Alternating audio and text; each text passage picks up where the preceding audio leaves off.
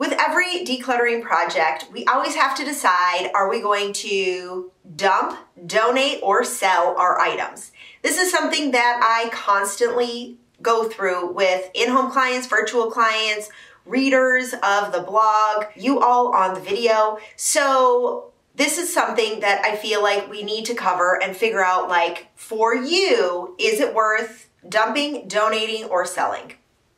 So when I mean dump, donate, or sell, dump means recycle or trash. That's it, depending on what it is. Sometimes you can recycle, sometimes you can't. Sell means you actually, put the item up for consignment or on an online selling site, and then in exchange for money, somebody purchases that particular item.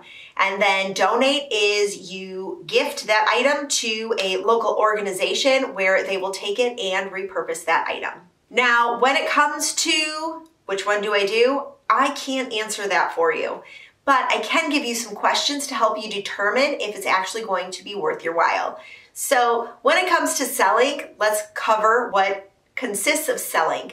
So you have to ask yourself if you're willing to invest the time and the energy into selling an item. Also, for what you would get for that item, is that time and energy worth the cost that you would get in exchange for your time and energy? And third, are you willing to actually do it? Like, do you want to sell those items? If you answer yes to any of those questions, do it. Go and sell your items. If it isn't, then look into local organizations. So selling an item. This is something that I go through a lot with a lot of in-home clients and a lot of virtual clients. What and how do you sell an item? Well, there's a lot of online places where you can sell.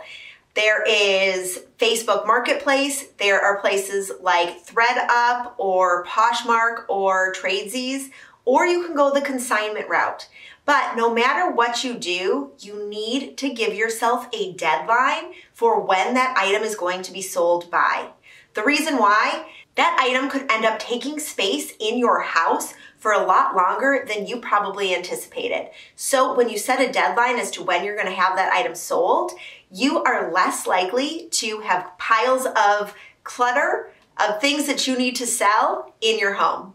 So I have a funny story for you. I had an in-home client once who loved to sell all of her clothes on Poshmark. She had a whole system set up, but the clothes started to take over her dining room. So what I noticed was she didn't set deadlines for herself for when any of those items needed to be sold. What that meant was we needed to put Post-it notes on different items so that she could see when that item needed to be sold by. And she was able to sell things so much quicker. Because what she saw was if an item was coming to like its expiration date, she was able to adjust the price, maybe add more detail, maybe take different pictures in order to get that item out of her house. So when it comes to selling, you need to make sure that the clothing or items are in its best condition. So clean, wash, maybe trim off any, fuzzies or pulleys from that item to make sure that it's in its best condition. Then you're going to want to take quality pictures if you are selling online. Now, to take quality pictures, I recommend natural sunlight. You can take it by a window, sliding glass door, outside on an overcast day, and then take your phone and take a picture directly over the item. Make sure there's no shadows. Make sure, you can get a clean picture of the item. If you want to hang clothing on hangers, make sure that the background is clutter-free. And make sure that the picture is crisp and clean. Edit out any items in the background just to make sure that the focus is on what you are selling. Then your description of the item. I strongly recommend over-describing what you are selling. We once were selling a big tall dresser. It had 7 drawers, and every person was asking, how many drawers does this have? How many drawers does this have? So I had to, in the description, write so much detail. I wrote the height, the width, the depth of the dresser itself, plus every drawer, the color of the dresser, the color of the pulls, If there was any dents, I added, that there was beveling, the pretty stuff around the top and the bottom. I went into so much detail and I sold that thing for so much more than my husband thought I would be able to because I added a lot of description into it. So I strongly encourage you to add lots of description into anything you're selling as well. Then you put a deadline on your item that you're going to sell, and that deadline comes up, you still haven't sold it. Well, now it's time to donate, or maybe it's just items that you want to just donate. So if that's the case, I recommend doing a Google search for donation centers and your zip code. You will find a list of donation centers near you. When you look at those donation centers, see what items they are actually taking and how you can donate those particular items. We have a local organization that only accepts clothing for the next season.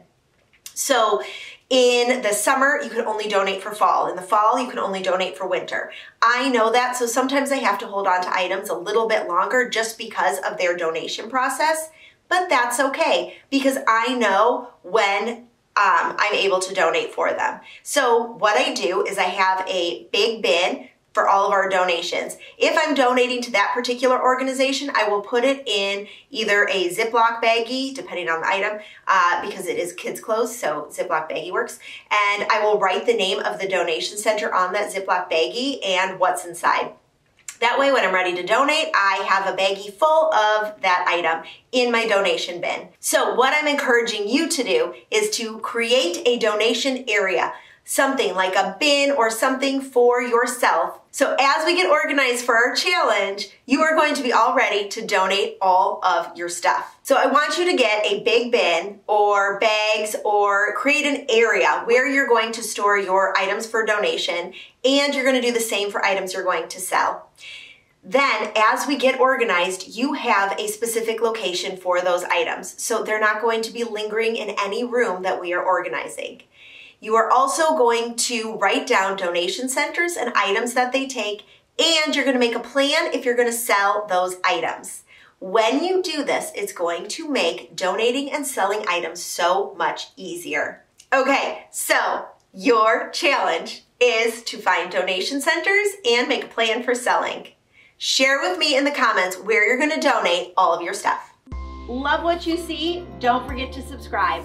New videos every Wednesday.